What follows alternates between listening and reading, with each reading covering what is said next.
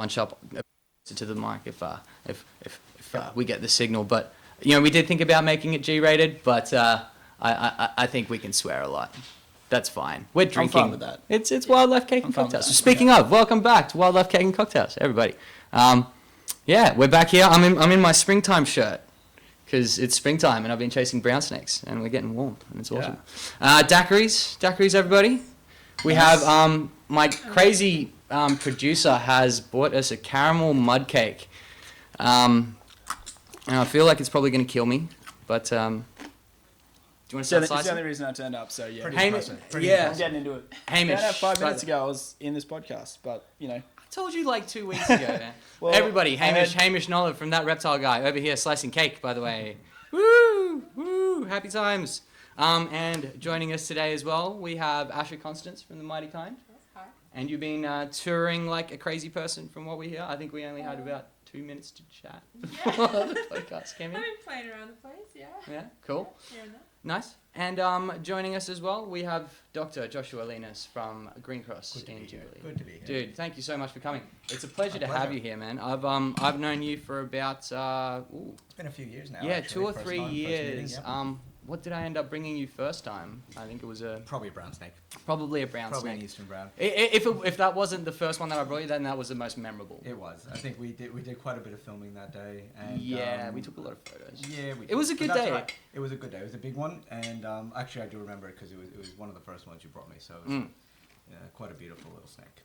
I think I'd been bringing that Green Cross a couple of things like the occasional possum or like a Yep. a python or a green tree or something. And then one day I had a nearly 2 meter eastern brown, I'd say, probably pushing 2 meters. Yep. It was That's a good size it, it was a rhinoceros of an eastern. It was chunky, man. It was fat. They ended up being probably the more common when you're bringing me these days. Yeah. I mean, a lot of the other python stuff, I know that I can take to other local vets, but if I have something specialist, well, then I bring it to you. For those of you who don't know, Joshua Llinas is down at Genderley Green Cross, and he is a local reptile vet. He runs, what do you have, 20 inpatients, surgical inpatients that you can take there? Was it? Yeah, I can take quite a big caseload in now at Yeah. the moment, and just kind of running a pure reptile hospital there on the side, which is quite nice. Yeah.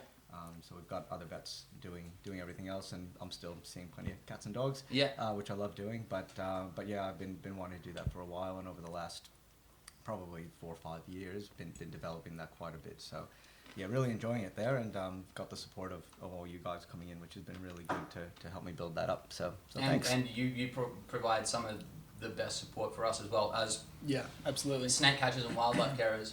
There's not a lot of reptile vets out there. There's a lot of vets who, I mean, vets love animals, and we all love we all have our favorite animals, but a lot of us love fluffy, cute things, and that's totally understandable. For sure. But it is hard to find someone as dedicated as yourself to taking in wild venomous snakes, or, elapids, whatever we have. Somebody's got to see them, so I'm quite quite happy to. But you got into this early, right? You wanted to come to Australia when I remember we chatted about this at some point. Long time ago, I think when I was about 11, I said I was going to be a vet, and then probably when I was 13, I kept quite a few species over in the States, obviously from the States. Yeah. What part of the States, by the way? New York City. Right. Yeah, funny enough, but.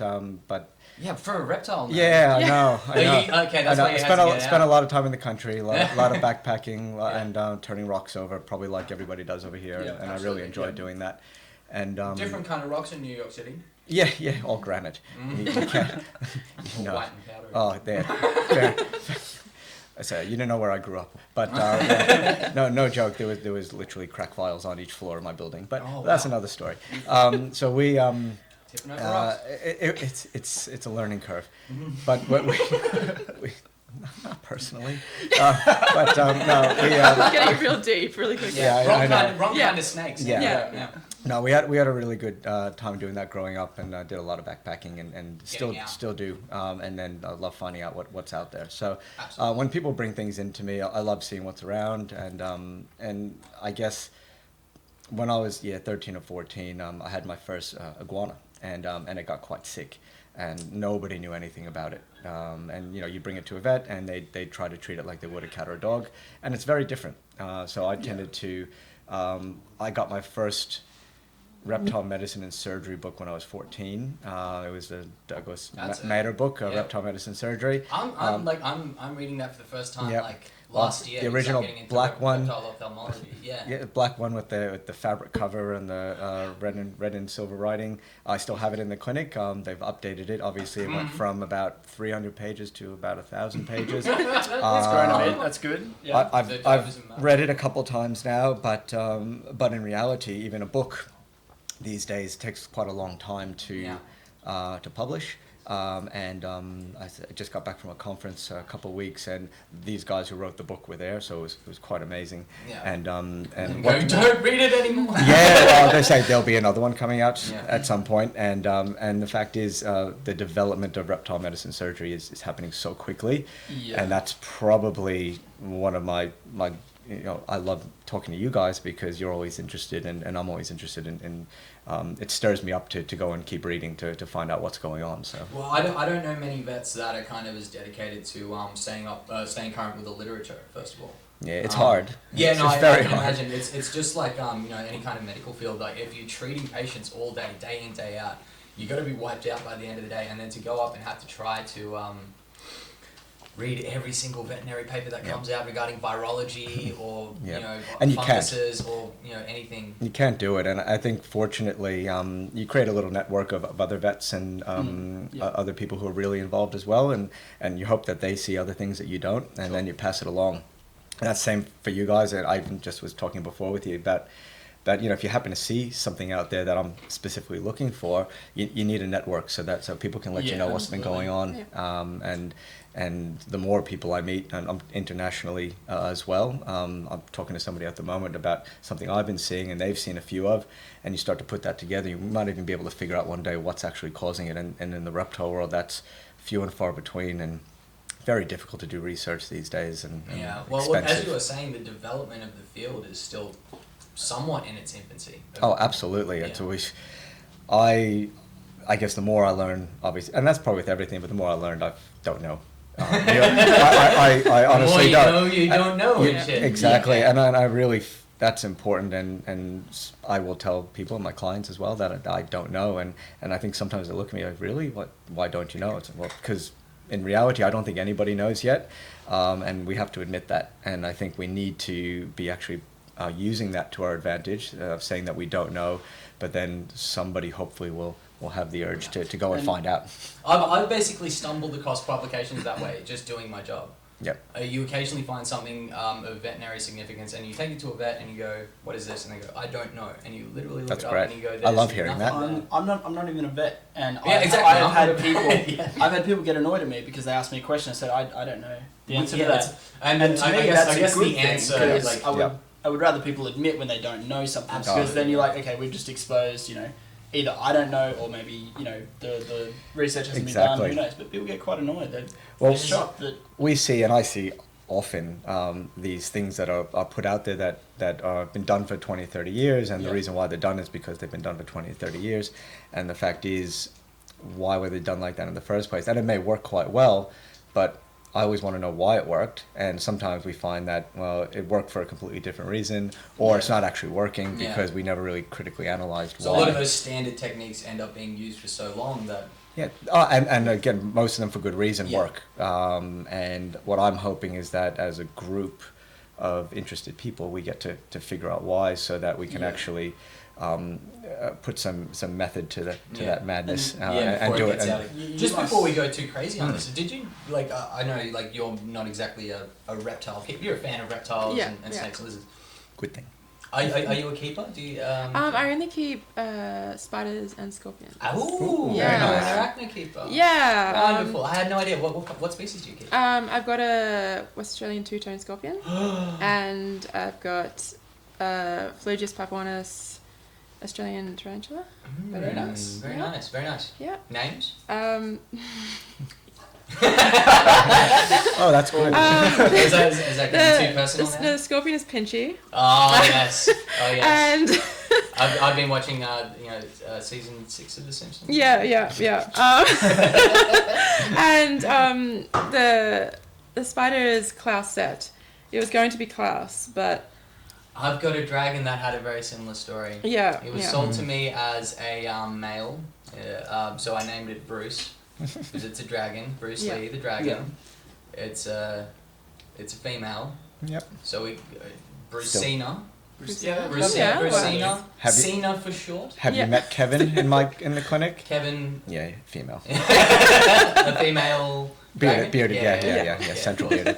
Yeah. Always incorrect. Well, I mean, we hatched it. When we hatched it and we go, oh, let's name it. Actually, it started off as Ursula, so we were actually right. And that was because it was in a URS enclosure, so they just wrote Ursula at the end of it. Yeah, and makes sense. Yep. Yeah, nice. And then it became Kevin.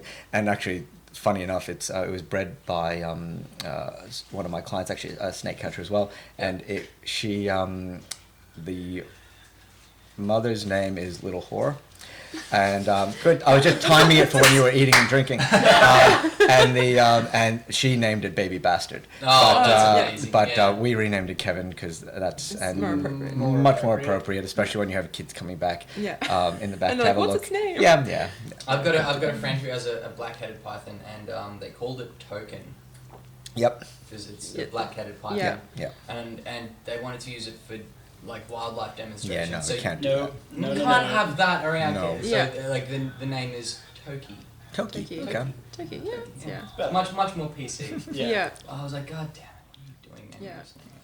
I love when people do keep the names, like they like change it to Toki, it's like it doesn't know. Yeah. It's not like a dog where you're like giving it a different name and they're like, what? Yeah. It's like it has no idea. You could call it anything. But yeah, I wanted to ask anyway, like obviously, you may not have many health issues, hopefully, if you're keeping arachnids well, but did you have any idea that there's so little known in reptile medicine? Like that it is, I mean, that there is plenty known, but that it is such a new field. There's a lot we still don't know. Yeah. Like we're all nerds and we're right in the pocket, so I just, as a I guess, an outsider, did you have any idea that we know so little? No, like you guys are really good at pretending you know a lot now. That's good. I like that. That's very good. No, but it must be a really exciting time to be a part of that field, though, because it is. When there's new developments happening all the time, and you are you're able to make discoveries of your own and like watch research as it unfolds, and that must be like a really exciting thing to be a part of, like a really cool field. I love that part of it. Yeah. I think there's in every area, human medicine as well, you're seeing, but they're making these, they don't seem to be as exponential at the moment. And we seem to be finding out quite a lot. And big case in point in Australia would probably be the big viral issues that we're seeing. But there's also some other things that are happening. It's that are happening overseas that we think we're immune to over here, but it is probably out there, just people aren't looking for it. And as soon as you start looking for something here, we seem to be finding it, and maybe the endemic nature of some of these things are going to be a big problem. Do you think maybe the increase in the reptile hobby in Australia has pushed some of these? Yeah, I think there's been a lot more put onto the value. Yeah, it's hard to say, but the value of the individual in somebody's collection. In terms of, there's a lot of bonding that I see. I mean, I personally get very bonded to all of my animals.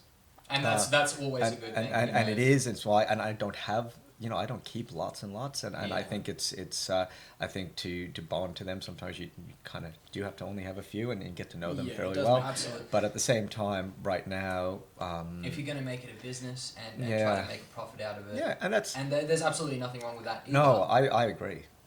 And I see that. I mean, I work with a lot of breeders, and what I've done is I'm working with breeders who actually do care about the hobby, and it's an interesting term, the hobby, but I think that that the hobby is going in the right direction, and I think they are on the same wavelength as I am in terms of wanting to know why things happen, so they're more likely to test for things and more likely to acknowledge that there's a problem and not stick their head in the sand about it. Say, if we don't test for it, doesn't mean it's not there. So you test for these things and you find it and then you manage. But it's not about even finding it, it's about preventing in the first place. Right. So they're understanding that, and I love working with people who on that side, who know so much more about husbandry and the keeping of their individual species than I ever will, because I don't keep 400 of well, anything. You have to have your fingers in many Yeah, I understand the medicine and the surgery, but when it comes down to understanding a species, my opinion is you have to, you have to keep them, and you have to know. So I try to keep a variety. Well, I think that's exactly why Hamish was keeping some of the smaller elapids, like the golden crown snakes, the little fossorial. That's it. Things that are basically hard to keep because not a lot of people are keeping them. And you've still got your golden crowns going. Yep, absolutely. Going strong. Yeah, no, they're fantastic little snakes. Bandy going on. Yep, fantastic little snakes. Yeah. That's pretty much exactly right. A lot of people keep the larger pythons, things like that. They're very easy to keep. They become quite popular.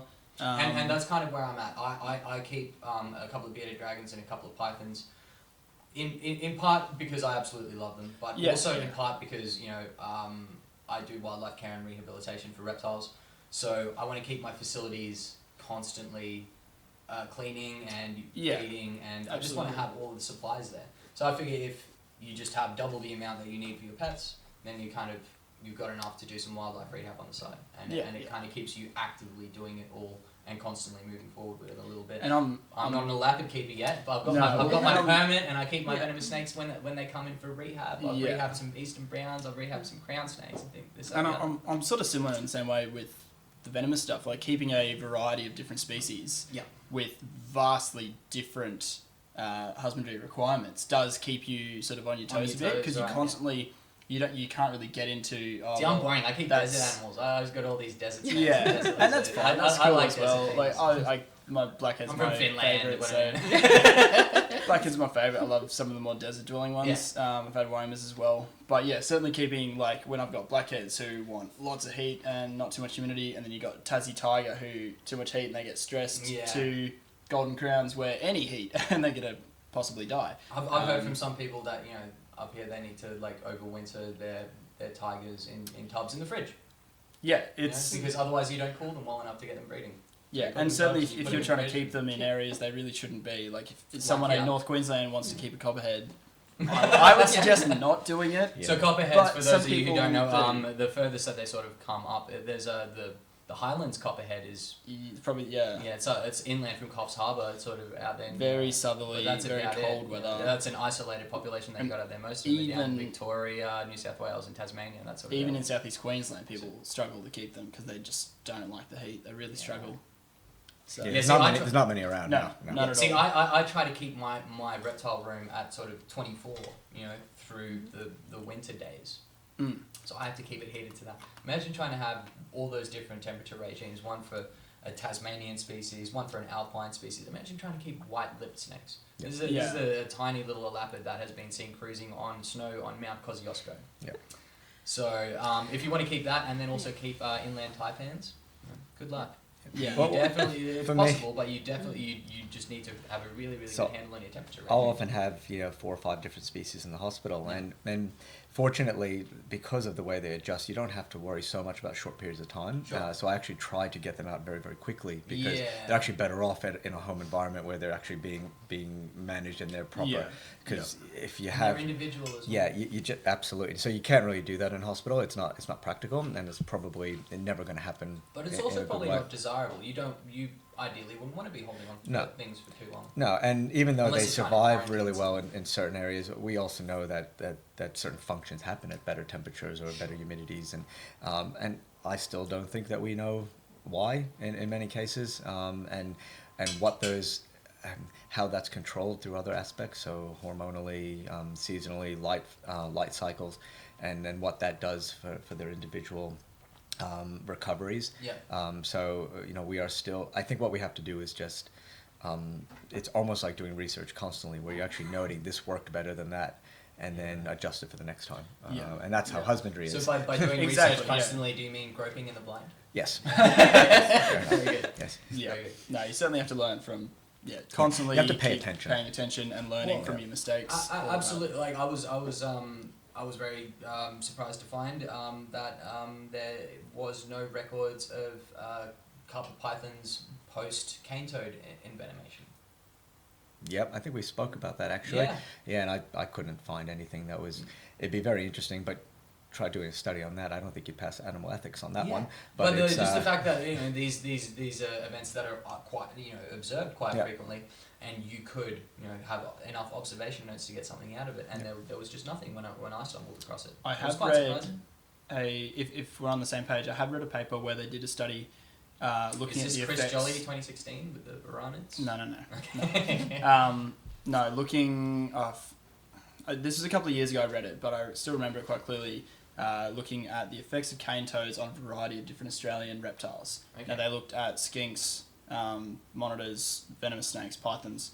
Like toxic effects? Yeah, no, they fed them cane toads to look at the effects. Now we're going to be talking about that conditioned taste aversion studies that they've been doing recently, feeding them some of the smaller toads. Yeah, I've looked into that as well. Is it something similar? Or no, were they literally this was purely to look at the effects of cane toad toxicity on Australian native reptiles. I will dig up the study for you. I'll be able to find it. And we'll rant about it next podcast. We'll rant about it then. That sounds good. Yeah, it was quite interesting. It didn't look good, basically. Yeah, right. End result was the bigger they are, the bigger the animal, the worse they're going to do.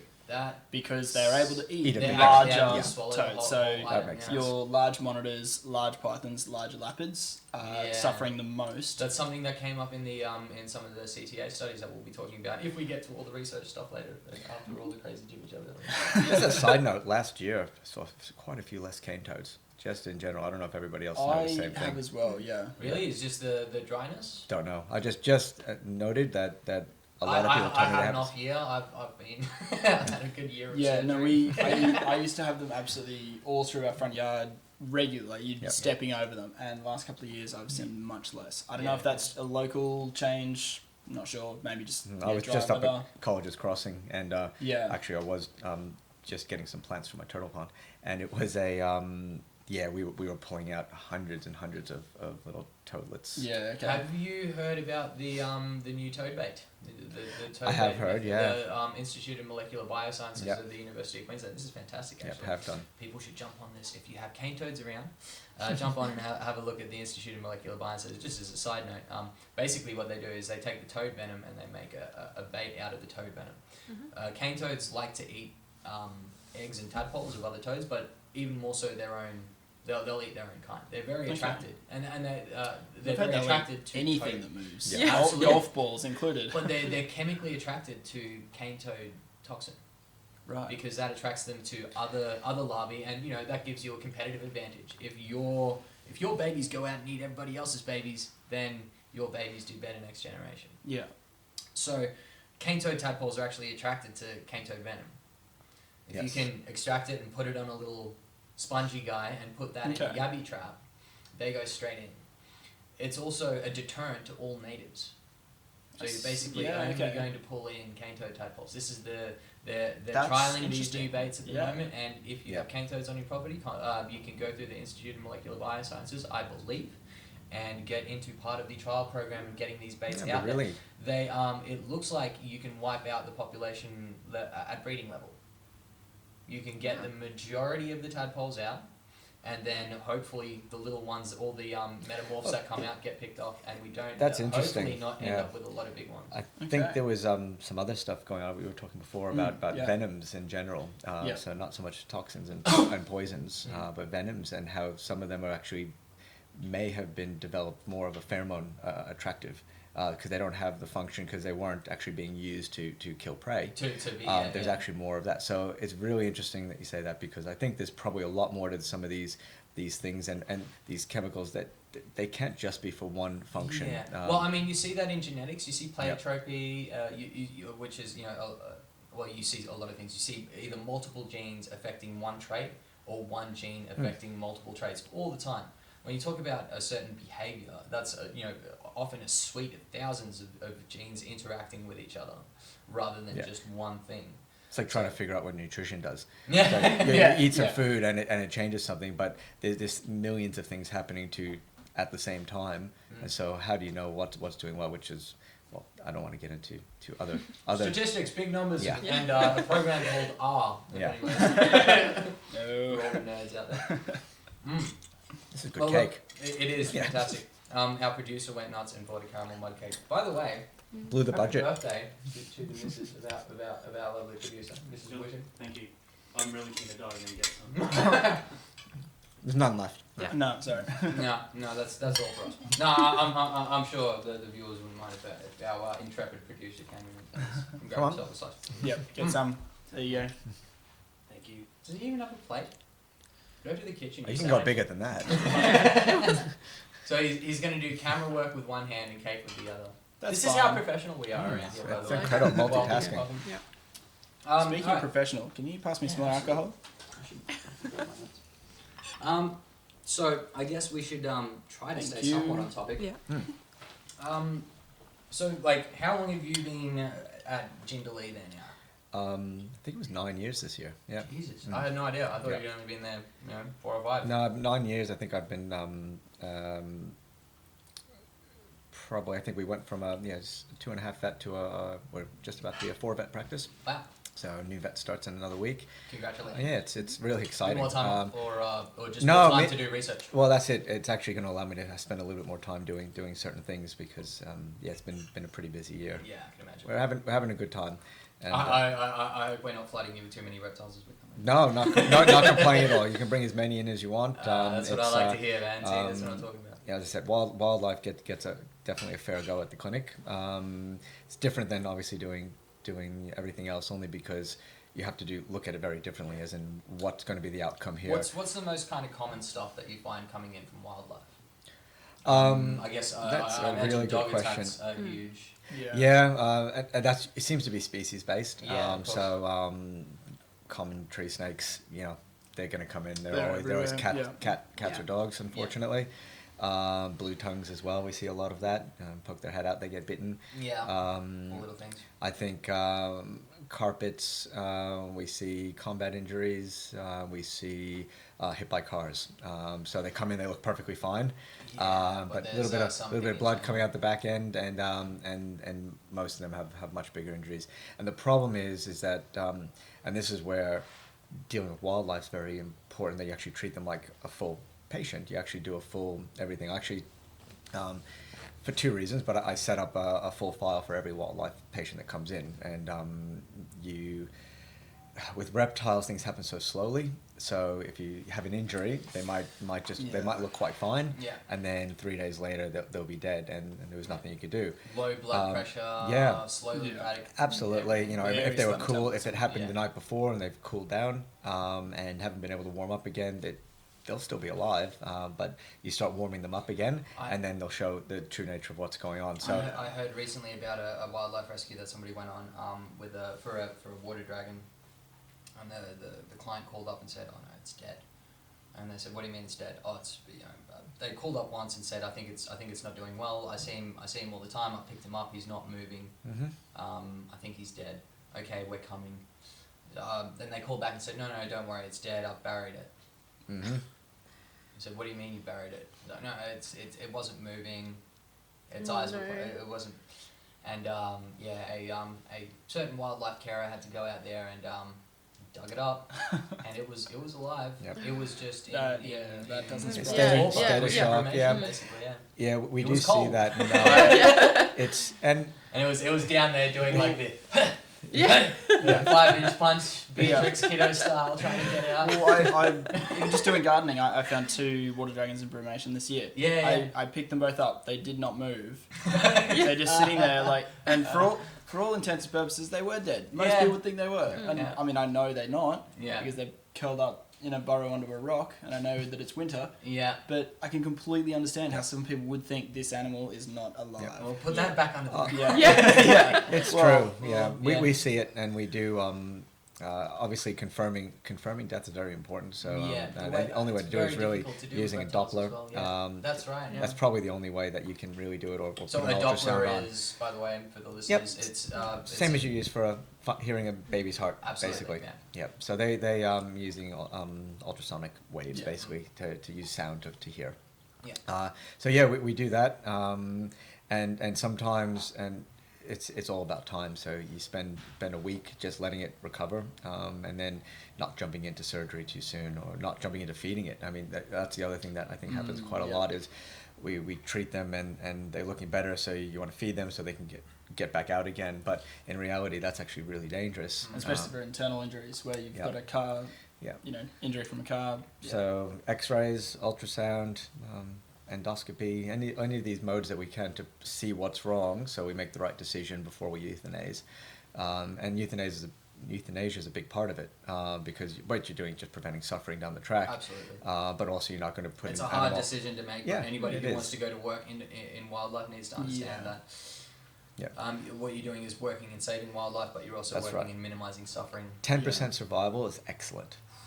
Okay, and that's reality. Ouch. It really is. But when you talk about putting something out there that may potentially be taking away resources from another animal, both reproductively, so you have to be reproductively active, as well as something that's going to, produce offspring into the future that are going to perpetuate the species. Yeah. And that's the ultimate goal. Well, so, I personally, I feel like that's something that we should all be more confident at, because I feel like I don't like to bring you cases like I did last time, but which it's kind of almost obviously I should have euthanized it myself. It was pretty close. It was borderline. I probably should have done it. But I don't like to burden other vets and people who had their hands full with wildlife with a case that I know that should be euthanized myself. So I feel like most net catchers should almost carry a Doppler or something, Yeah, at least have a means. Or at least to be able to confirm. Assess the animal clinically to know yes or no and make a decision. Because sometimes it's hard in the heat of the moment. Look, in the field, that might be something. You're going to use blunt force trauma to euthanize because that's really all you've got. You're not going to have time to. When you're talking about traveling hours and hours in the meantime, you have to weigh up what's going to be the most beneficial for the animal.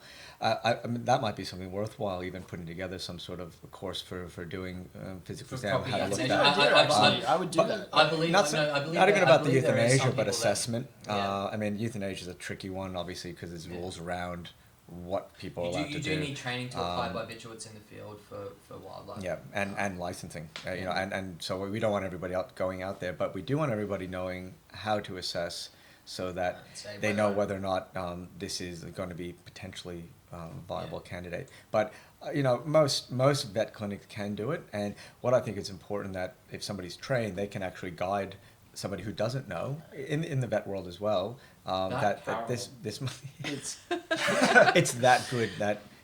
Sorry, I totally had to interrupt you. No, that's okay. That was good. I'm. You should see. It's melting my face off. Sorry, go ahead. No, I'm going to keep eating my camera. He's like, I'm done. Another point, we were talking about this earlier, but also similar to the water dragon, you may make a false assessment. Yeah. But also, I've come across some reptiles that I was like, this thing's done. It's not going to survive. And yet, they do. They are incredibly tough. And that's why you really, really need a very, very good knowledge to make a good assessment. Yeah. To make that call of whether this animal genuinely does need euthanasia or not. It may not. It may look almost gone, and it may actually be able to come good. Or it may look alright because while they do feel pain, they have an incredibly high pain tolerance. But if you had a little field... I actually saw a $5,000 GE portable endoscope the other day. Wow. With a French vet who was here in town. They had I think it was like $5,000 ultrasound with a USB plug-in. Wow. Okay. Flip it open and it's got a screen. Computer. Yep. I was like, wow. That's cool. We got pretty cool toys. Yeah. Oh man, you guys get all the best stuff. But something like something like that to just confirm things. Have we done this properly? Ultimate goal is to stop suffering as soon as possible. Absolutely. And I think sometimes a judgment has to be made. It sounds like overkill. But if I had the equipment on me, I would use it every time. And I don't know many catchers who haven't found themselves in that situation where they need to make a call and they're a long way from a vet. Yeah. So what's quicker, going to a vet, getting an assessment, or at night and waiting till the next day? Yeah. There is tough, and I know that a lot of my the catchers that I work with, they struggle with that, and I'll get phone calls quite late and have to go in and do that. Have to do the assessment. And that's absolutely fine. And if that's what has to be done, that's what has to be done. But the less we have to put you guys, the more that we as individual operators can take that pressure off the wildlife care and management system. Yeah. The more actual work you guys can do. Well, I'm sure there's a lot of stuff behind that has to happen. But, absolutely. And I'm not aware of it all, but I do know that that people have had to get approval, obviously, for it. So I don't, and I've been asked to read over things to help with that situation, so that we can, I guess, put a recommendation forward. That person is fine to do that and so forth. So yeah, I think there's a lot to be done in those regards. In the whole reptile field, as we were saying, a lot of progress to be had. And the arachnid field. Yeah, I mean, listen, and in reality, I mean, I've been brought a few. I don't see many because there's not too many things that go wrong, although there are quite a few things that go on, and with probably the spiders. Yeah, I imagine not many people want to catch a spider or a scorpion and bring them into a vet either. No, that's a lot less than want to do it for other animals. Those people suck. They certainly do feel pain. They certainly are intelligent creatures in their own right, so they deserve that sort of care. And I think that there's probably a lack of knowledgeable vets out there.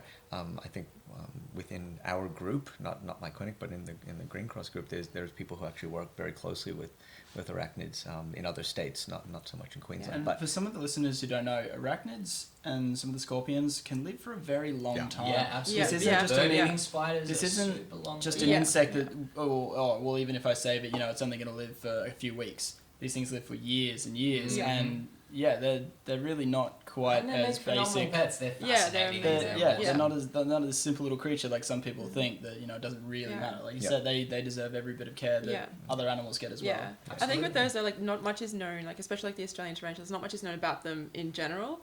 Like there's just very little known about their behavior. They're just trying to figure out where they all are. Yeah, and like what they all are. Like they've got like all these little subspecies, and it's like, but they could be the same thing. Like they're like we found this new one, but it kind of could be this one, and then I actually met a guy the other day who was doing a lot of research on that, and that's what he's actually doing. He's mapping them all in the country, and I looked at the map and it was absolutely incredible. And I went into a very cool room that had quite a few of them. So jealous. There's a lot of work being done, and I think that they're a really important part of the ecosystem. So we need to, and they're probably ones that are going to suffer first in a lot of regards. It's so surprising. The longer you end up working biology, you find that there's, as you said, the more you know, the more you don't know. I found out like a couple of years ago that we only recently now know that South East Queensland is like one of the hotspots, one of the global diversity hotspots for carnivorous snails. I didn't know that. Our rainforest, we have a massive diversity of carnivorous rainforest snails. I know we have rainforest snails. I want we one. have all kinds of different ranges of species. It's not quite like Hawaii where you get, there's no other big predators. So one of the big predators is a snail like the size of this plate. Yeah, I've seen and it just eats all the other smaller snails, and you get like snails that eat the smaller snails, and then you get herbivorous snails down the bottom. Not quite like that, but we have this huge diversity of like burrowing and like side-shelled and all these kinds of crazy rainforest snails that are only just now being catalogued. It's fascinating. I had no idea. Getting that I thought I knew we had a couple of rainforest snails, but I didn't realise that we were as many as I think the Queensland Museum is doing the work on that. See, I just remember learning about the different parasites each one of them had. That's what we learned because because pink tongues and blue tongues constantly munching snails. In terms of zoonotic diseases and all that kind of stuff. That's the important part to people rather than. So for listeners out there, snails make a huge part of the diet of a lot of reptiles out there, particularly the lizards. Blue tongues love to eat them, but pink tongues, which are a sort of slender rainforest, similar to the blue tongues, a bit smaller. Similar. But it's about 95% of their diet is rainforest snails. And that's all through field studies, and that's what they need to do more of right now, because we're still trying to figure out best recommendations for diets in a lot of cases, and that's changing all the time. And I think that's due to the fact that, at least in this country, they've done quite good field studies in a lot of species. And turtles in particular, they seem to do a lot of. We find out a lot. I think that's because of the importance of looking at the so like Mary River turtles and things like that. Absolutely, so there's a lot of significant species that have been studied. And so where but who dragons doesn't like looking at turtles by river? Well, There's no shortage of them in South East Queensland. No. Even a few rare sliders out there. But anyway. More and more apparently. All right, look, let's move on a little bit here. So you have some news for us regarding diseases. Is this great? Not so much sunshine virus. news. Guess it's more not news, developments. But, I guess it's not so much news, as in we're just learning more and more. Yeah. I think and what we're learning is that it's not just sunshine virus. There's other viruses out there. So sunshine virus, for people who don't know, was actually discovered on the Sunshine Coast. Yep, that's how it got its name. Yep. It's a paramyxovirus that affects carpet pythons and. Seems to be pythons in general. I think the list is growing all the time, and they keep adding other species of python onto there. But pretty much all of them seem to be able to be affected right now. It doesn't seem to have gone past the pythons though. Yeah, from what I understand, it doesn't group with the other paramyxovirus reptile groups that we know. It does its own lineage of viruses within the paramyxoviruses. It is. So the other paramyxos, like the virus in particular, which was when we say OPMV. pythons, are we saying just Morelia or? No, Enteresia, Liasis. Yeah, okay. we're seeing all pythons. All of them. Right, okay. Just not hasn't gone to elapids, and we hasn't been seen in collibrids. Hasn't been seen. I mean, again, but there also have been very few tested. How many people have screened wild eastern brown snakes for sunshine virus? I've screened quite a number of wild Morelia, and I've not come up with any, which has been great, which is very good. That's so good to hear. But I've had some ones that come in with neurological type signs, which could have been traumatic or could have been parasitic, but at the time we were only really looking for sunshine virus, and this was. So the symptoms of sunshine virus as well, they're respiratory and generally neurological and respiratory seem to be the two biggest ones. It seems to shed in the respiratory tract and in the digestive tract, and that could be from swallowing and going out the other end in terms of the way we test. But it overlaps greatly with these other viruses that we're seeing. Symptom-wise, and organ, I guess, affecting nature of them. So so bornaviruses is one of the other ones, and there's bornavirus. Again, 2014. There was a jungle carpet python. Yep. That was tested PCR positive. PCR is the polymerase chain reaction, where you test for expression of a gene or the presence of a gene, using primers on either side of that gene, and you react. You use a polymerase to get multiple copies of it. Yeah, you amplify it using that polymerase, and then you sequence it. So using that technique, they found not only sunshine virus but bornavirus in a jungle carpet python in 2014? 2014 the paper came out, but I don't remember the date. I know that since then there's been multiple findings of it. So that wasn't a one-off. Oh, definitely not a one-off. No, it's out there, and it's very similar symptoms. So neurological and respiratory. And there's other viruses. Chronic wasting. Adenoviruses, or was that just in? Was that bearded dragons that I was reading? Adenoviruses. The adenovirus, and the which is what they call stargazing. So you look at those little bearded dragons who stare at the ceiling. Yeah. And that's one that we don't see as much over here. Okay. Again, whether or not it's not tested for, it's pretty endemic in the States, where I think they have said a recent study was 60 to 80% of the major breeding populations over there were carriers. Of adenovirus. Which the interesting part about that is that they don't all show symptoms, and that's a good thing. So there's a lot of carriers in the bearded dragon population in the US. Oh yeah, absolutely. And we do definitely have it here. I've definitely tested positive individuals here. At Jindalee? Oh yeah, absolutely. Okay. Yeah. And we've some of them you can nurse through it. You know, these are not guaranteed mortality. Yeah. So and some of the other viruses that we're seeing, which have just been recently mentioned at probably the last UPAV conference, was the nidovirus, and that's it's a type of virus that very similar to corona. It's actually coronavirus is within that group, and coronavirus is basically the common cold for people. So we do see these in more chronic conditions or recurrent conditions, but we know very, very little about it. But I've now seen it 3 times. But these were all animals who so far have recovered. So were these all captive? Yeah, they were all captive. So these are coming from people's collections. Yeah, unfortunately, we have to with testing cost, and so we end up sending these tests away. The price of testing is going to be yeah, very, very contentious. Especially when it comes to wildlife. Yeah. So you do have to pick and choose where you spend your money in treating or testing. And all the tests that we do, so blood tests and ultrasounding and x-rays and all that, they don't cost a lot, so we just do those at the clinic, and they're more time based, and so I can do all those. But if I were to send a viral test on every single thing that went away, it's not that practical. But if something does have clinical signs that I think could be associated, we often do, and that comes from the clinic. We just decide this is our duty really to find out if these things are out there, so we can find out and maybe make some headway into it. Yeah. That's interesting. So let's get back to the bornavirus. Bornavirus. How is that different from sunshine virus? So they were both found in the one jungle, and they both present neurologically and respiratorily. Yeah, even there's been some cases where it's been as simple as early on as regurgitation and chronic wasting. Okay. I think bornavirus, the bird one. Basically avian bornavirus. Yep, generally tends to hit the gastric system as well. So seems to be with I think it's in the ventriculus, and that causes them to not be able to digest properly, and so they waste away. Okay. So the first signs will generally be something like malnutrition, wasting, or the behavioural lethargy. So one of the problems we're having is that there does not seem to be a specific, in reptiles, there's nothing that we find, that's pathognomonic. So there's no one sign that goes, that's what that disease is. Okay. We generally have to do multiple tests to find out what caused that.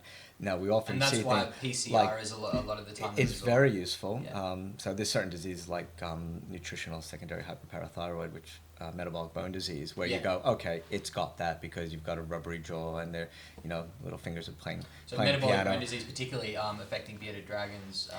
Well, any animal that is reliant on UV light and converting vitamin D3 because they don't make it themselves. That they're the ones that do suffer, and there's still a lot of contention as to which species do need that. And that theoretically includes us. Yep. There's only a few species out there that don't need vitamin. Yeah, don't need it because they can make it themselves. Yeah. We're not one of them. Although again, I'm not a human nutritionist. So bornavirus, and what else? There was the furlovirus. Yeah, I've never tested for that one as something that we've seen over here. Does anybody need to top up while I'm pouring? Yeah, always. Yeah, sure. So furlovirus, which was OPMV, Ophidium paramyxovirus. Yeah. So that's one that I think that was found in the fer-de-lance snake. But not something that I've seen over here. So fer-de-lance is from the islands of South America, by the way. Yeah. We're not going to be finding many of them yet. No. But and then arenavirus, which was inclusion body disease, which they are. Python inclusion body. Yeah, boas in particular. Yeah. I think there was a lot of that seen in boas again, which we don't have too many here, but there's the odd one that floats around. There's the odd one that gets out of somebody's illegal collection down near the Gold Coast, and then gets caught and then re-released again. But that's potentially then passes those things onto our natives. Yeah. So I think we've already ranted about this on a previous. I think early on the testing that they did was they were looking for inclusion body disease, IBD.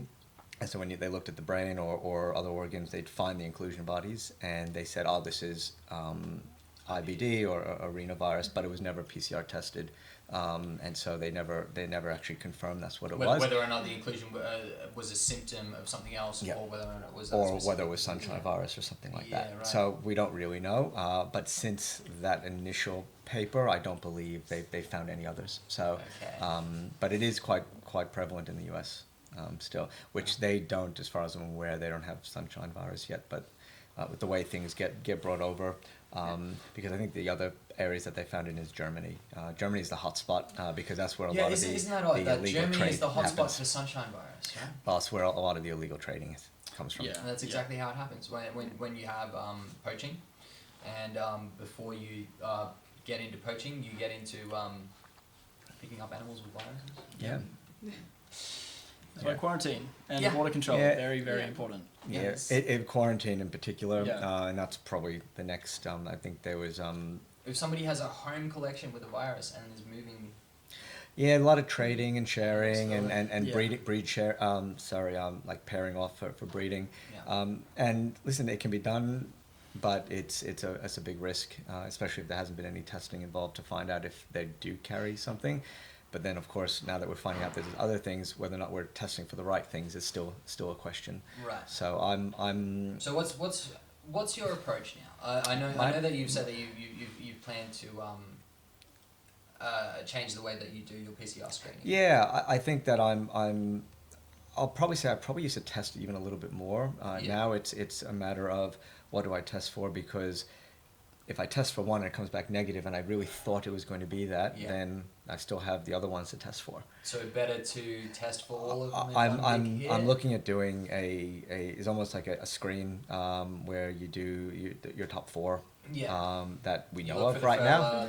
Well, you look for born of sunshine and with respiratory signs, nidovirus falls into there as well, because that's a very different thing. If you have sunshine virus, unfortunately, it's very high mortality rate. Or if you have nidovirus, it's actually that's basically like a hepatitis thing where they can be managed with certain. Yeah, well, you can treat the secondary bacterial infections and then support them with husbandry, and then so far we've had this good. was an interesting thing that you were saying to me as well. Is not a lot of people realize that sunshine virus, terrible, but some of the other paramyxoviruses and the notaviruses and all that, they're not exactly a death sentence. No, and even the sunshine virus. I mean, yes, for the most part, it's that bad. Yeah. But we do have cases, isolated cases it is, and if you ever do see it and you're treating it, and they just go before your eyes. Yeah. And whether or not it's the virus itself, which in some cases with the neurological signs, that's going to be mostly the viral things going on, but the secondary bacterial infections that they get from these things, and they seem to be, from my experience, have been these bacterial infections are awful. Okay. Whether or not it's just the damage that's been done to the lungs or the rest of the body, but I do find that when I test and I actually do culture and sensitivities on them, they seem to be these nasty resistant infections. So whether or not they just become more sensitive to these things or not, I don't know. So but the if you can treat them, solution is test. The solution is buy from people you know. It is important. I think testing before you bring new animals into a collection, I think testing your entire collection is not very not feasible, but if you happen to have something that comes up sick and that came up positive, then in those cases, that's when I would be recommending testing of everything else. And not just testing for sunshine virus, but doing that broad. Well, if it comes PCR. back negative for sunshine virus, then I'd be considering those other ones. Although a colleague of mine has recently had one that tested positive for sunshine and borna. Okay, yes. So you can have both. Yeah. That really gets me onto a point where, let's say I have a snake that does, let's say we've got a bit of a runny nose or maybe a head shake, something like that. Yep. What is the first step? Do I panic and say sunshine virus? No, first step is is the steps to go through for that. Looking at your husbandry, making sure that's all where it should be, but also looking at what your quarantine protocols are, what your overall protocols are in terms of feeding and cleaning, to see what risk you have with the rest of your collection. And so this should be done well before that. But if this is happening to you, and we have to be honest with ourselves, we go, you know what, I was feeding that one and then I used that one didn't take that feed, or took it and dropped it, and then I gave it to that one because I didn't want to waste it. Unfortunately, the virus being spread through the oral cavity, there's a risk there. So I tend to, you have to look at that and then say, well, don't stick our head in the sand about it. Those are ones that I would be removing from the collection in terms of minimizing the risk to the others. But before that, it's about initial quarantine, and the period. Recently has been changed again. When I first started hearing about it, something and it was still positive. Yeah, how about 900 now? So that was for sunshine. So this is the number of days that you would need to confirm something has knocked the disease out in quarantine. 900 days plus at the moment is the longest a snake that has been testing positive on very frequent PCRs. So we know it's positive. was still alive without showing clinical signs, but shedding the virus. Yes, okay. So that's sunshine virus, so we don't know much about bornavirus. We don't know much about these other viruses, but sunshine virus has gotten a lot of publicity, so we are learning a little bit more, and they have done some, looked at some of these collections that had them, and they're tracking them along very nicely. Yeah. And there's also ones that have had the illness initially and tested positive, that were showing clinical signs, ended up getting rid of those signs and actually seem to be recovering, still shedding, and then down the track within the next couple of years, symptoms have come back. They came back and they usually died at that point. So there is no set. So 900 days, it could be 1,200 days from an individual. Somebody's more resistant. Quarantine extremely difficult. That's where you testing. may have an animal for less than 3 years, which is not uncommon for some. That's where testing comes in, because you test on admission, because they may have contracted a while back, not showing clinical signs, but there's also a latent period where they're not replicating enough to show up yet, or they're not shedding it yet, which means, and that's usually, from what they found, as far as I'm aware, that within those first few months, all of them are. So they're shedding and they test positive, even if not showing clinical signs. So that's where that second test at 3 months has come in.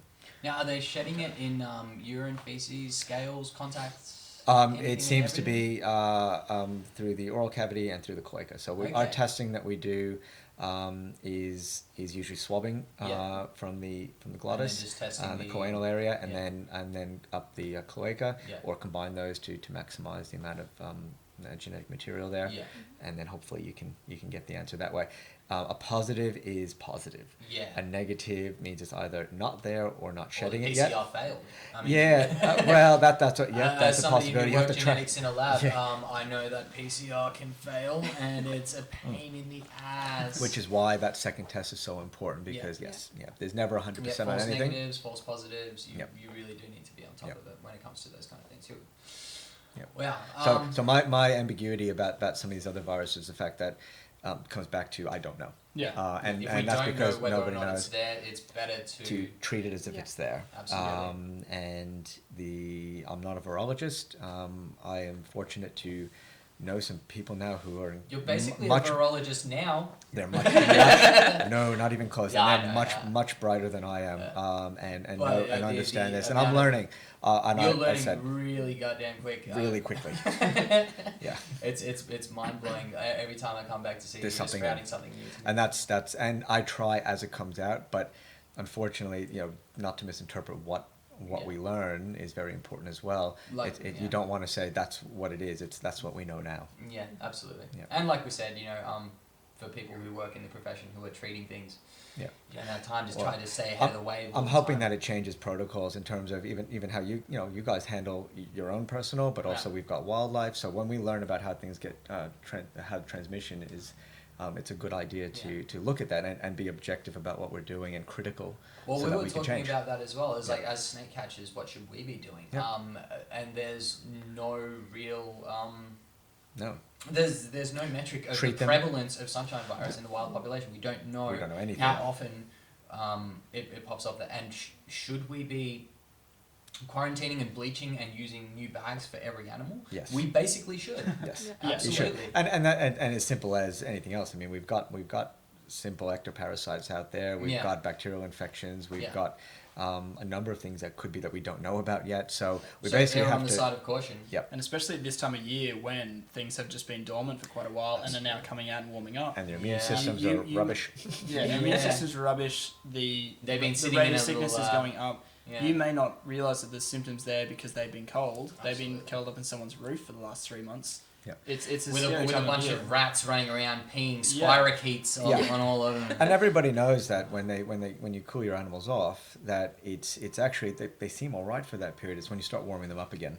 Yeah. And that's usually because their system, because we warm them up probably a little bit too quickly sometimes, the system's not catching up quickly enough so the immune system isn't as active as the rest of the biological system. So a bacteria will replicate a lot faster than your immune system can catch up. So if they went and were cooled off and they had a mild infection or were mildly anemic, while they're cool, they're going to get worse and worse, but very, very slowly.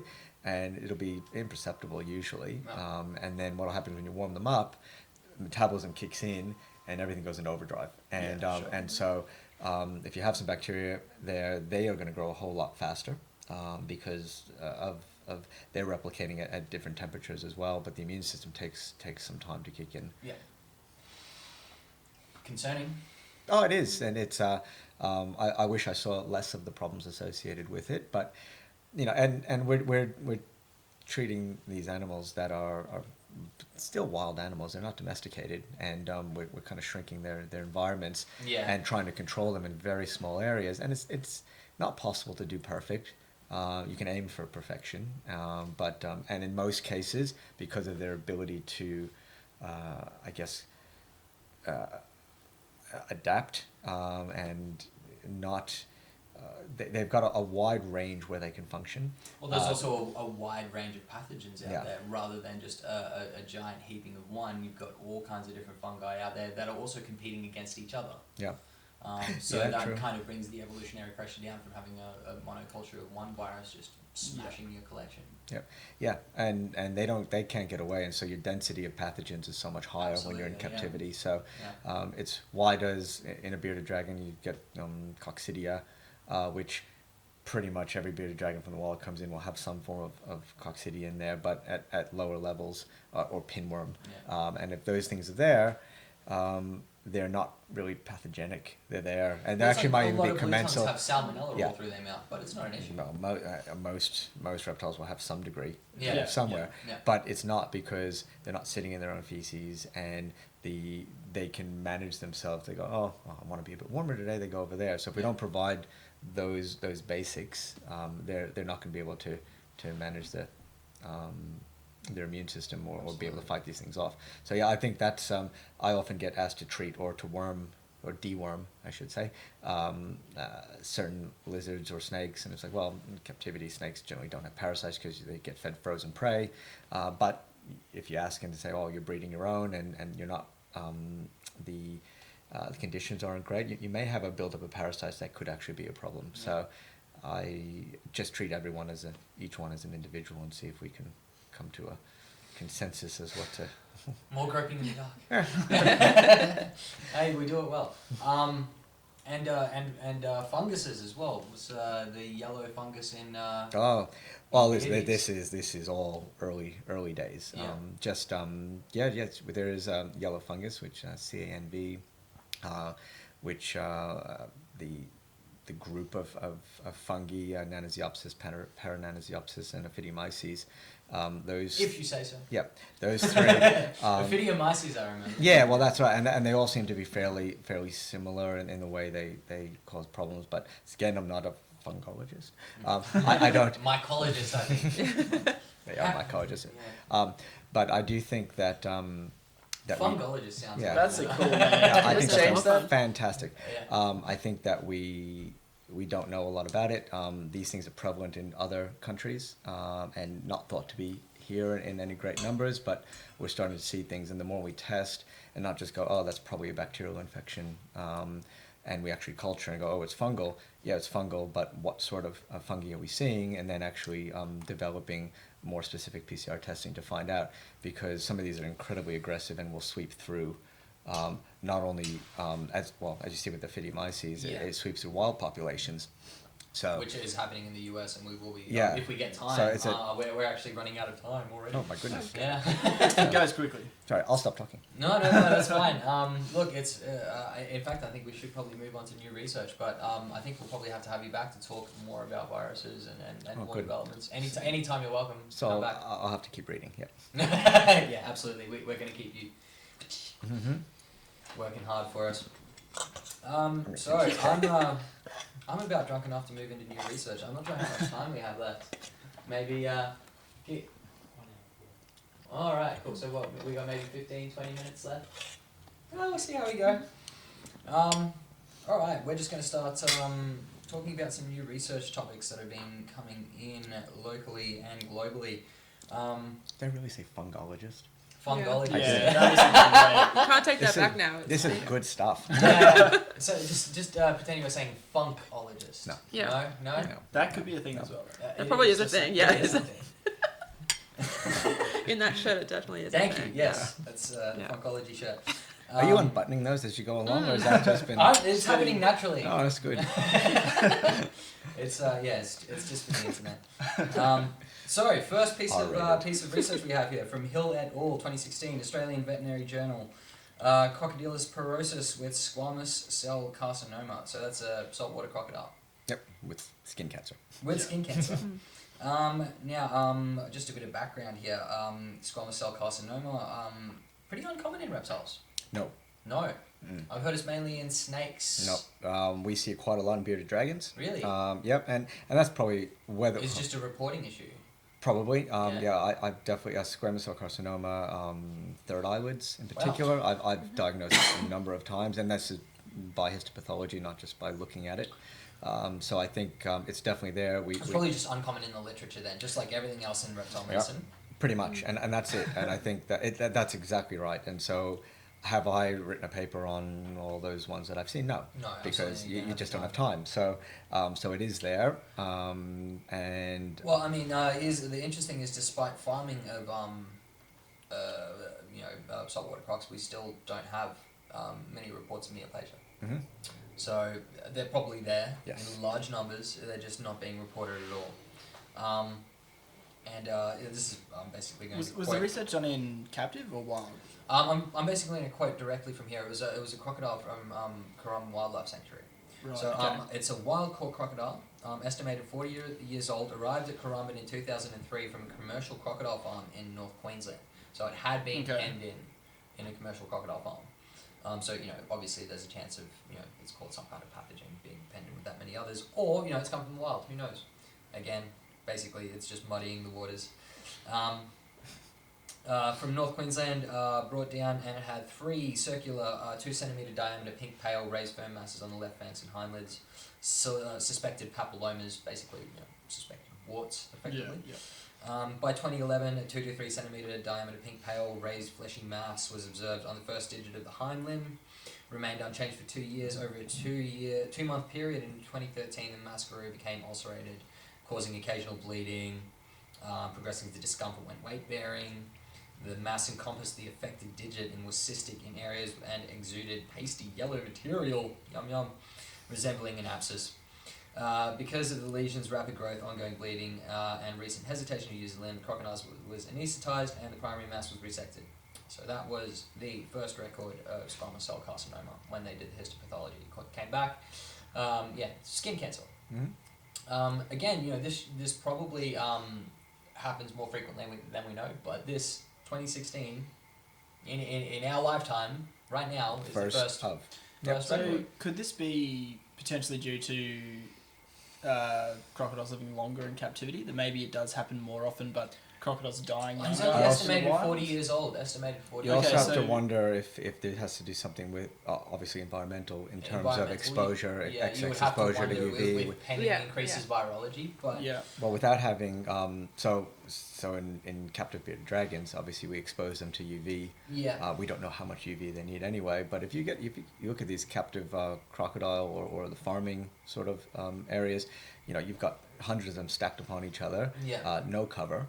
They're out there all day. Getting full sunlight. Is that natural? Now they've got natural defense mechanisms. They've got really great ability to produce melatonins and even look underneath in their skin in the fat tissues. They've got a lot, and these are all protective mechanisms. So I'm wondering how much of it is going to be environmental on top of it. But again, it's interesting. Again, it's something that we don't really. No, but it's a first of, and we're seeing a lot of firsts at the moment. So I'm pretty. It's exciting times, but that's we need more people to report it and actually get some peer review literature out there so that we know, again, the methodologies are coming forward with it as well. Like there was, until now you've kind of just been doing slides and sectioning everything. And now we're starting to be able to do PCR screening or quantitative PCR, all that kind of stuff. Just to put it in perspective, there's a study from 89 crocodilian pathology specimens from 1901 to 2002 at Philadelphia Zoo Gardens, and finding no evidence of neoplastic disease. So over 100 years, 89 pathologies, and they found nada.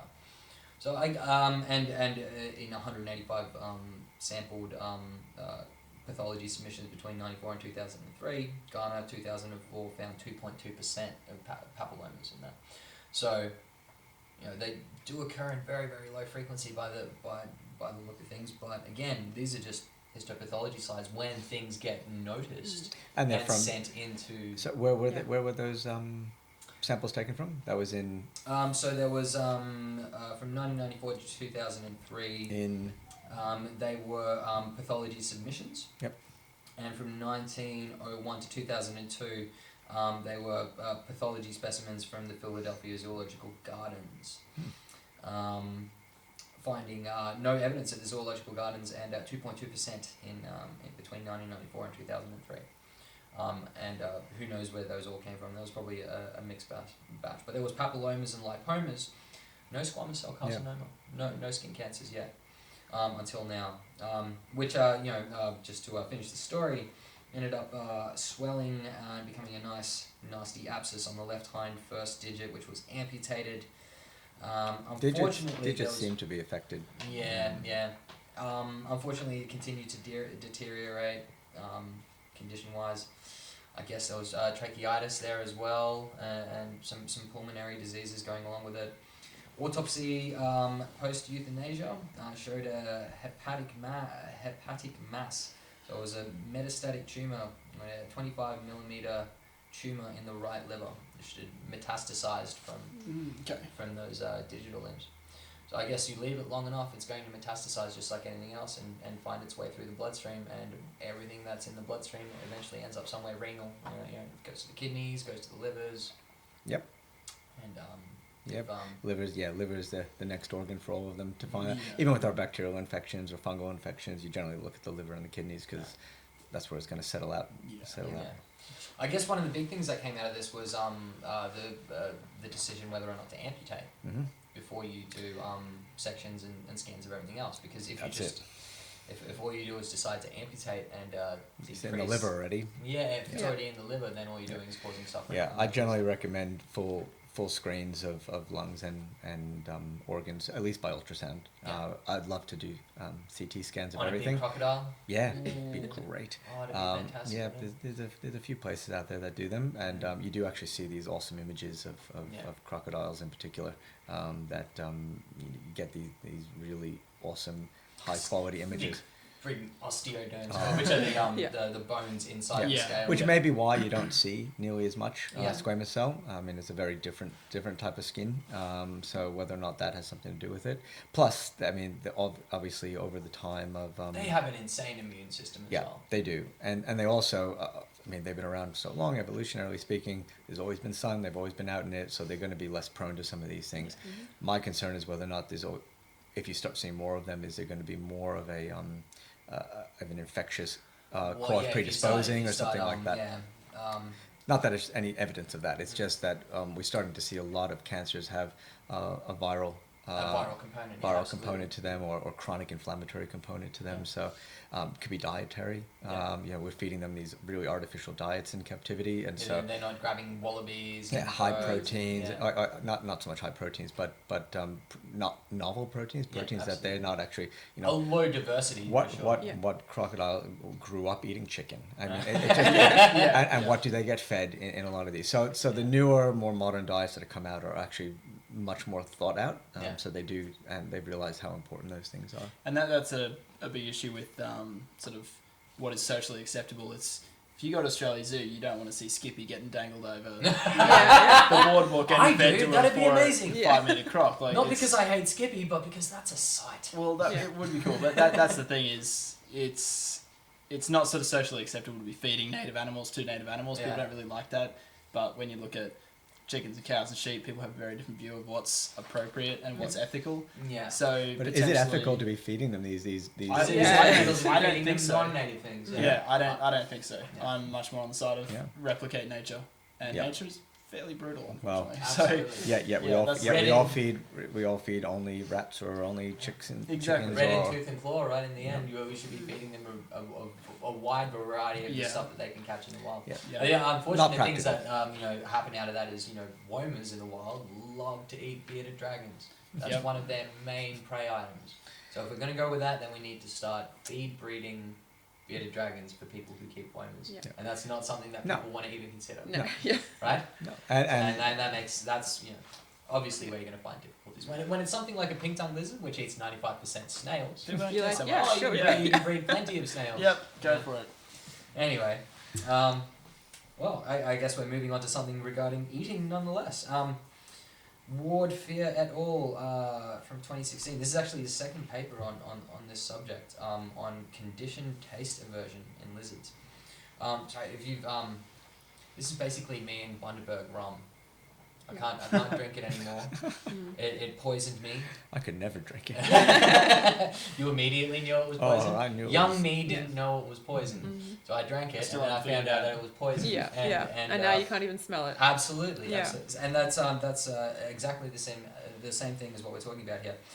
Conditioned taste aversion in lizards. Live toxic prey more effective than scent and taste cues alone. So recently there's been a lot of work in conditioned taste aversion against cane toads. People have basically been teaching quolls and other native animals, goannas, to respond negatively to cane toads as a stimulus. The reason why we're focusing on these animals is because we now know that they're the ones that are more at risk. Snakes and things like that, which were thought to be highly at risk, turns out a lot of them do fine. They simply target different prey. Particularly in the field. Certain things like mesopredators like goannas. Mesopredator just means something that is kind of across the board. It's not targeting one thing specifically. It predates on a variety of different things. They're kind of a generalist predator. Yeah. Mesopredators are much more likely to be struggling when it comes to cane toads. So these are things like goannas that have been they've been taught. And in a previous study. Now, Varanids, of course, being at risk. You can look at some of the Shine Labs work, or Chris Jolly, 2016. More recently, wild goannas were trained to avoid eating toads. Wild goannas were trained to avoid eating toads, and we found improved survival rates of goannas trained up in the Kimberleys, like yellow spotted monitors and sand goannas. Now they're typically pretty vulnerable to cane toad toxins, but feeding them babies, you give them little baby cane toads that they can handle the toxin amount from. It's like drinking half a bottle of Bundaberg rum rather than sculling the whole bottle. You won't die, but you'll definitely regret it. It's pretty much exactly what it is. And it worked really well. And that was their previous study, giving them this negative experience. In some species, they would use a nausea drug as well, inside the cane toad, with quolls and things. With that, afterwards you radio track the lizards and you see how they go in the field. And after observation, the trained lizards they had a much longer survival rate. They're avoiding toads in the field, so they're learning things pretty well. This more recent paper involves a cane toad sausage.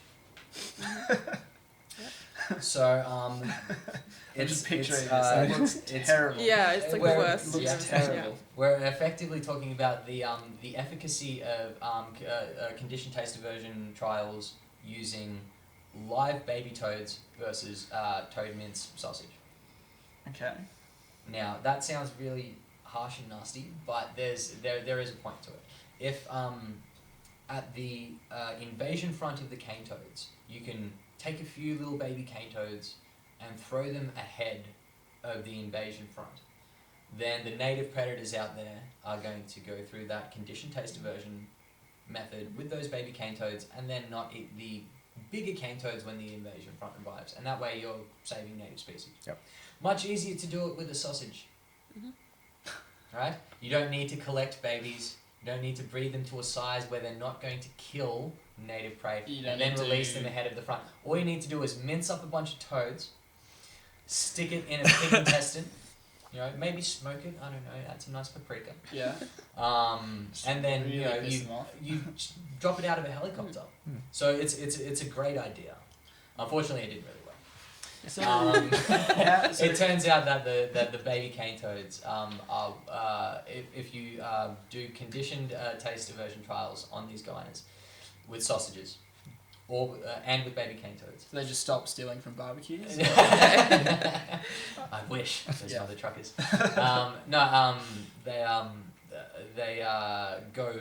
They switch back away from the taste aversion rather quickly with the sausage. Yeah, because it's the smell and the visual. And the visual cue. Yeah. Visual cue would be quite important. Yeah. Absolutely. I mean, texture has to do with it. Texture, smell, and seasoning. Because they just be then just avoiding sausages. Like, it was because they put the paprika in the sausage. Yeah. It was really a bad idea. So I'm just curious, when some species... No, seriously. when some species raise their young, they, let's say like primates, like quite intelligent species, they raise their young for a very long time where they teach the young what to eat and how to forage, things like that. Now, if a species doesn't do that, like a reptile where the young are on their own from day one, does teaching an adult, while it saves that adult, does it have an overall impact on the species? Passed down to the next generation? Does it have an overall... I would say the ones that are more...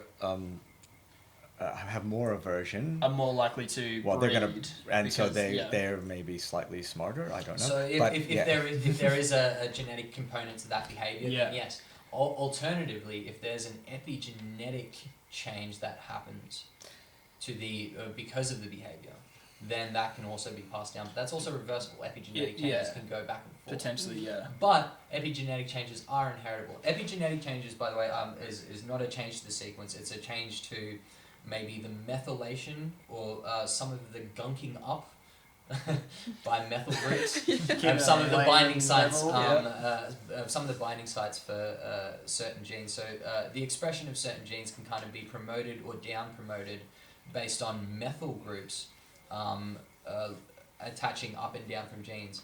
And some of these methyl groups attach more or less in the presence of certain microRNAs and other environmental cues. So there is certain environmental cues that do change how your genes are expressed in your lifetime that are heritable for at least one generation.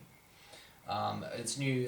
This is And if those changes are persistent in the environment, they might keep going. Who knows? But if things change. Absolutely. Well, that's plasticity of genetics. So absolutely, you need that. We do. And look, those are this is still some very new stuff, the whole epigenetics thing, so don't quote me. Too late. Reference Yanni. Reference Yanni right now, WCC. Yes. Make sure everybody knows I'm an idiot. That's good. And moving on, guys, we're going to go to international research.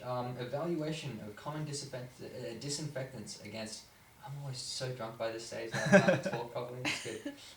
Disinfectants against Ophidiomyces ophidicola, the causative agent of snake fungal disease. And this is in Journal of Wildlife Disease by Radzkowska et al. 2016. How's the pronunciation? Good. Thank you. So snake fungal disease as the Ophidiomyces ophidicola fungus that we were speaking about earlier in timber rattlesnakes and the Massasauga snakes in the United States. Discovered in 2006 in timber rattlesnakes, Corolatus horridus. It's a keratinophilic fungal pathogen. So keratinophilic meaning it loves keratin. Snake scales made out of keratin, same material as our fingernails and hair. And I guess it eats keratin. Is that correct? Yeah, or not so much eats as in breaks down, which makes it more exposed to the environment. So not entirely sure what whether causes it's a digestion or just part of its natural biology and occupation of the keratin. So if it breaks it down, it makes them more susceptible to secondary infections as well, because skin it does and destroys it. Yeah. So it what are the actual symptoms of it? Do you know? Horrible symptoms of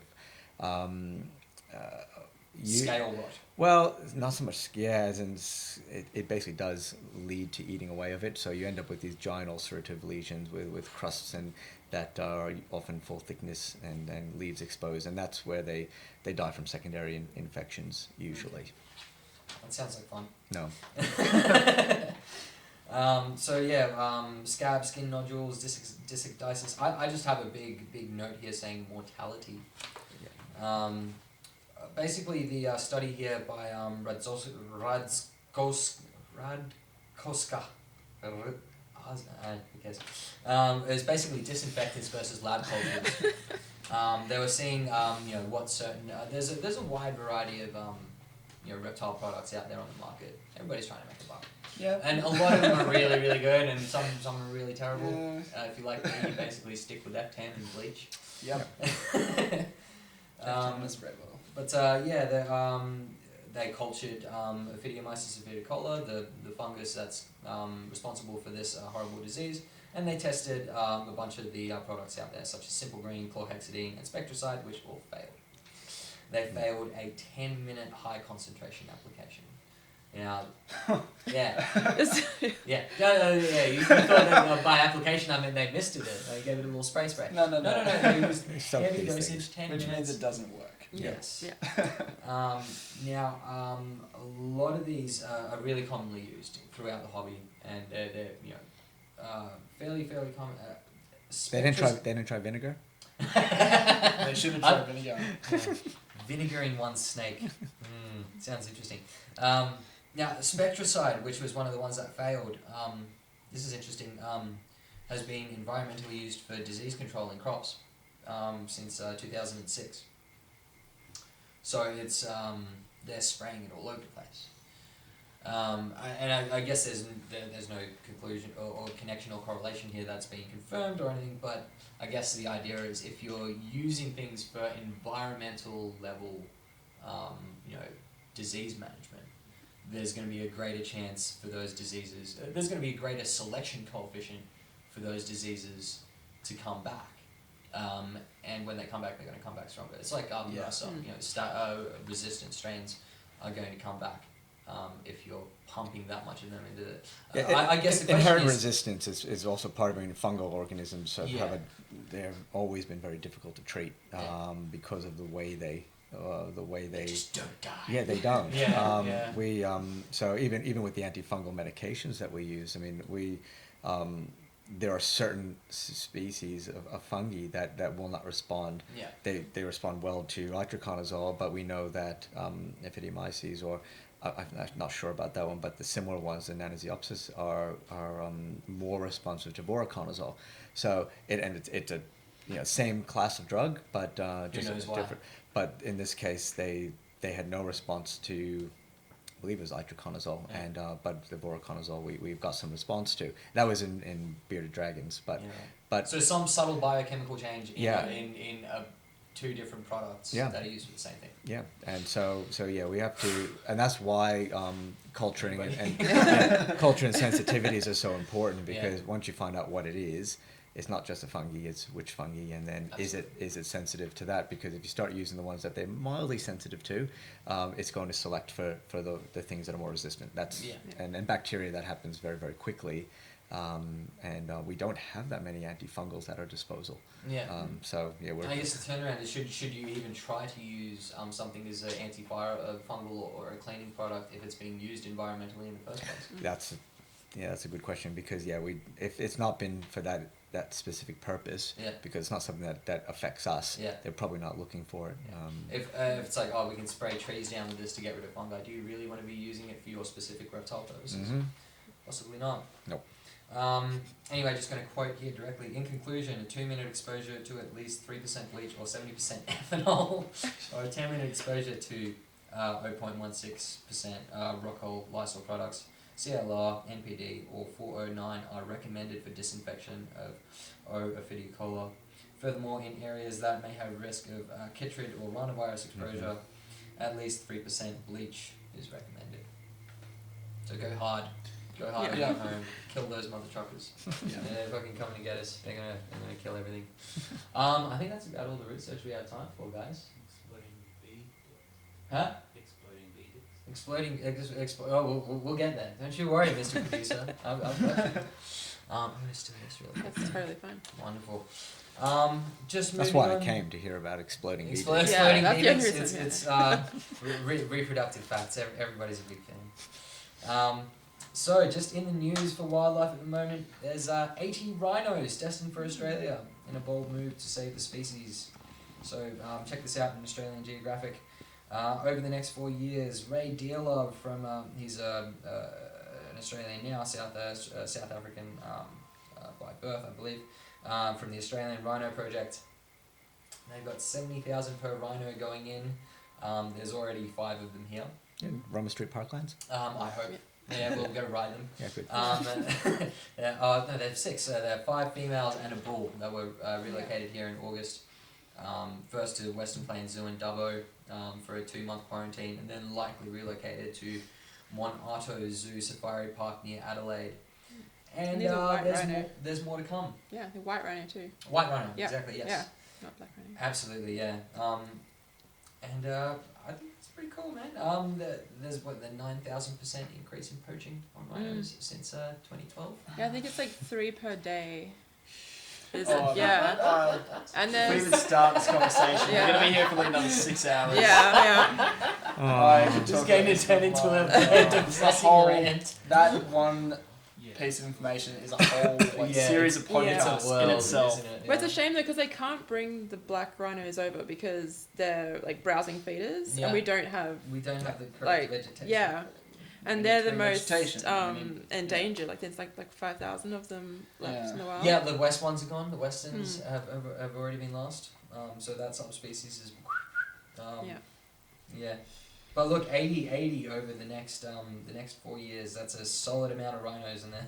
Australia might become they've done. I thought it might have been hey, this is cool. Like get some publicity, but then not happen. So there's been quite a bit of back and forth with the quarantine with the with Parks and Wildlife and all that to make it happen. They've been working very, very hard to make sure that it all goes down well. Like I said, they got that 2-month quarantine period in Dubbo Zoo. They're not taking them straight there. They're taking them to Dubbo where they're gonna I'm sure prod them and poke them a little bit. Yeah.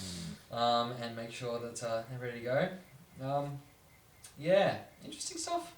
We might become like camels. Yeah. We have more camels in Australia than there is in their purer camels. Yeah. In their native habitats, there's less camels than there is invasive camels here in Australia. So we just ship them back. Yeah. Yes, absolutely. They come over, catch them, bring them back. Next bit of news Pretty here. cool seeing camels in the wild though. This one I was interested in. I'd like to. Lord Mayor Graham Quirk backs koala-led economic recovery plan for South East Queensland. So if we can turn South East Queensland into Koala City, that's kind of the plan. I'm not against it. That's $2 million extra for a koala research centre in the 2016 to 2017 budget. Now, if you know anything about South East Queensland koalas, they're in need of a lot of help. The question is to whether or not even try. You know, it's almost to the point of our South East Queensland koala populations are. They're so close to the point of being lost that throwing money at it is whether or not it's going to have any effect. You basically need to throw a lot of money at it. Yeah. So they're throwing $2 million at a koala research centre. Well, basically it's like a tourism thing because after the G8, I think they did like 2 lab crosses from Lone Pine or something to India. Yeah. And then after that, there was like a 48% increase in Indian tourists in the next 6 months, just because of those koalas they showed on TV. Well, I mean, ecotourism is a huge thing, and that's kind of what they're modelling it off is the Chengdu panda research stations in China. If you know anything about the pandas over there, pandas are making a recovery. And if you were one of the people like me who was a kid in the 90s, and pandas were dying, and it bugged you. Yeah, it's kind of cool to see now that pandas are one of the species that's on the rebound because of the amount of research that they've done into not only their habitat requirements but the sort of separate male and female space requirements in terms of their breeding behaviour. And just really simple stuff like that, but also they've really pumped the ecotourism thing, and that's where they've got the funding to do it. Look, if that's what you have to do to get the funding for koalas is pump the ecotourism. Totally cool with that.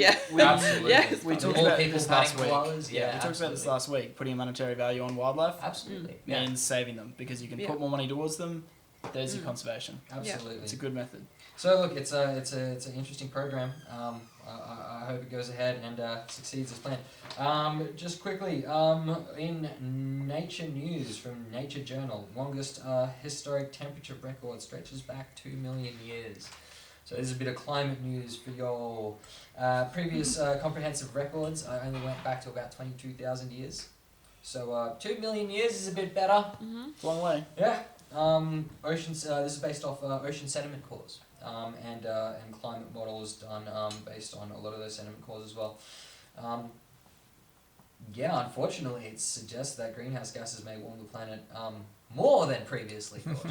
Every time we study Every this, time. it's like, you know what? It's actually worse than we last did thought. you Like, it's pretty bad, no way. And we know we said that last time, but did you hear we're the thing saying about it again. hydroelectric dams and hydroelectric reservoirs? I've heard a lot Yeah, about massive greenhouse gas emissions. Oh yeah, that's yeah, terrible. Yeah, but like way more than people thought. Again, Yeah. that one has For those listening at home, not because they're actually physically producing any greenhouse gases, but because they're at the emitting bottoms it, of these water courses, there is huge amounts of debris, like leaf litter, and it's trapped gases, down there, which should stay trapped. That turbulent water is then mixing them up, releasing them, and releasing all sorts of greenhouse gases into the environment. Well, lakes are naturally layered. If you look at a layer from top to bottom, there's temperature layers, there's sediment layers, there's all kinds of layers to a lake, which if you start pumping them through a hydroelectric thing, you might start disturbing those. Yep. Guys, that's about it. We're just going to do a couple of quick promos. You got any gigs coming up? Where are you playing next? Oh, I just did a whole lot of shows, so Yeah. not for a while. Not for a while? I'm singing with someone at the Junk Bar on, I don't even know what date. It could be the 8th. Yeah. Cool. As they turn up, Nice. I play them. Well, where can people find you on Facebook? Yeah, Facebook, it's The Mighty Kind, or it's themightykind.com.au, or bandcamp.com/. No, themightykind.bandcamp.com. It's in there, yeah. Sounds good. Many places. Just Google The Mighty Kind. Yeah, just Google me. That'd be fantastic. For me, I would just say people go check out saveourmarinelife.org and check out what's happening in the Great Australian Bight. Once again, very, very important. Hamish, what you got for us? Anything? Are you just hanging out? No, I'm just hanging out. You want more cake? Yeah. Cool. And yourself? Thanks for having me. Anytime. You're more than welcome to come back. I would actually fucking love to, anytime, you're more than welcome to come back and talk reptile medicine with us, and I would like to hear more if there's any more developments with the sunshine and bornavirus stuff. There will be. I imagine there will be. And yellow fungus as well. I'm being a bearded dragon keeper, obviously. Yeah, very, very. Yep, I'll let you know as I find out. And on to weird reproductive fact of the week. Yay! Our producer loves these things. So, exploding bee testicles. Well, genitalia. It's kind of exploding. If as far as people know, bees just go around having sex the way normal animals do. No. The testicles and genitalia rupture and detach postcoitally inside the female, inside the queen. And just like we were talking about last week with the Drosophila bifurca sperm tails. Yeah. It's a competitive method. You're basically trying to reproductively block another male. So if your dick falls off inside the queen, Nobody else can go. yeah, that's it. That's it's it. lugged. So this is a thing that a lot of different species of bee do, and a lot of them have exploding bee testicles, and that is our weird reproductive fact. Very, very committed. I'm gonna enjoy doing those every time. Thank you so much, guys. More than welcome to come back anytime. Guys, this has been Wildlife Cake and Cocktails, episode 3. Hey, happy 30th to our producers, Mrs. Thank you so much for the cake as well. And we'll see you guys, I don't know, in a month or so. Sounds good. Sounds good. Peace out, everybody. Bye.